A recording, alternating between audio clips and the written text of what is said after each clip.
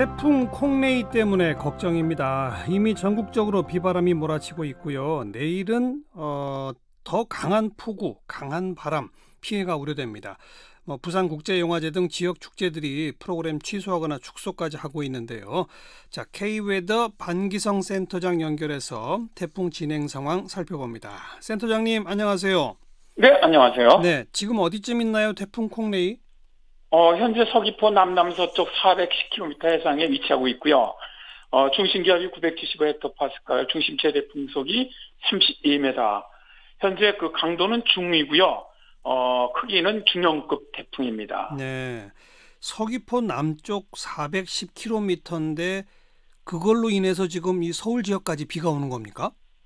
태풍의 직접적인 영향은 이제 제주도가 5시부터 들어갔어요. 예. 그러니까 이제 태풍 그 북쪽, 지금 뭐 부산이라든가 서울이라든가 비 오는 거는 태풍의 직접적인 영향은 아니고요. 아하. 태풍 그 전면에 만들어진 수렴대가 있습니다. 비구름대. 예. 이게 먼저 북상을 하면서 지금 전국적으로 비가 내리고 있는 것이죠. 네. 아까 지금 그 중심 바람이 31m 초속 맞습니까? 32m입니다. 32m? 네네. 초속 32m면 이게 어느 정도인 겁니까? 실제로 이제 이 정도면은 뭐 낡은 집 정도는 날아가는 정도라고 봅니다. 하하. 저희들이 15m 이상일 때 간판들이 떨어져 나가고 보통 20m 정도면 비닐하우스가 다 무너지고 25m 정도가 되면은 이 약한 이런 돌담 같은 것도 무너지거든요. 네. 그러니까 실제로 32m인데 이건 이제 평균 풍속이고요, 최대. 예. 실제로 이제 순간 최대 풍속은 이거보다는 한 30% 정도 더 올라갑니다. 그러니까 한 40m 정도까지 어이고. 불 가능성이 매우 높다는 거죠. 네.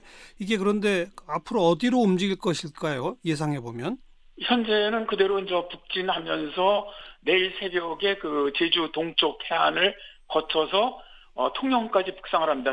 남해안. 네. 그래서 통영 쪽에서 상륙을 해갖고 부산 북쪽으로 빠져나가는 경로를 택해서 동해안으로 빠질 걸로 보고 있습니다. 예. 그렇게 올라오면서 위력이나 크기가 조금 줄어들까요? 어떨까요? 그렇습니다. 현재보다는 아무래도 지금 남해안 쪽의 해수 온도가 평년보다 약간 낮거든요. 그래서 올라오면서 약간씩 세력은 좀 줄어들 것으로 보이지만 워낙 지금 이번에는 중형급 세력이 그대로 약화되지는 않고 있어요. 네. 그래서 일단 그 근접해 지나가는 지역은 피해가 상당하지 않겠느냐. 일단 그렇게 예상을 하고 있습니다. 예. 2년 전에 바로 그 경남 지역을 강타했던 태풍 차바하고 지금 경로가 거의 유사한 겁니까? 네, 그렇습니다. 굉장히 비슷한 경로를 가지고 지금 올라오고 있고요. 네. 이 당시보다 현재는 세력은 약간 약합니다. 차바보다는. 그렇지만 예를 들어서 만일 내륙으로 상륙을 해갖고 부산 북쪽으로 지나간다면 부산이나 울산이나 이쪽 지역은 피해가 상당히 커질 가능성이 높아요. 네. 왜냐하면 태풍이 우측 반원이 되기 때문에 보통 좌측 반원보다 평균 풍속이 30% 정도 더 강하고 비도 더 많이 내리거든요. 그렇죠. 따라서 부산 또 울산 이쪽 지역은 또 이제 바로 옆으로 지나가는 제주 이쪽 쪽 피해는 상당히 클 것으로 예상을 하고 있습니다. 네. 자, 강풍 그다음에 폭우 이번엔 또 비를 많이 머금고 있다면서요? 네, 일단 비 구름대 폭이 굉장히 넓고요. 제주도 같은 경우는 뭐 산악적으로는 최대 500mm, 그다음에 동해안, 그다음에 남해안, 부산, 울산 이쪽 지역은 최대 300mm 이상의 아주 많은 비가 내릴 것으로 예상이 되고 있습니다. 네. 혹시 바닷가에는 해일 피해도 우려됩니까? 그렇습니다. 일단 뭐 차바 올라올 때는 밀물대하고 겹쳤습니다. 그래서 그 해일 피해가 좀 상당히 컸죠. 울산 같은 경우도 밀물대하고 겹치다 보니까 태화강물이 내려가질 않아서 이 침수 피해가 굉장히 컸는데 이번은 밀물 시간하고 겹치진 않습니다. 근데 천문조로 인해서 바닷물 높이가 가장 올라갈 때거든요, 내일이. 예. 그래서 내일 일단 오전 늦게부터 오후 한 3시 사이에 남해안 쪽으로는 해일 가능성은 상당히 높습니다. 네. 따라서 이쪽에 해안 저지대 사시는 분들은 좀 미리 대피하는 것도 좋을 것 같습니다. 네. 자, 강풍, 폭우, 그리고 해일 또 뭘 걱정해야 합니까?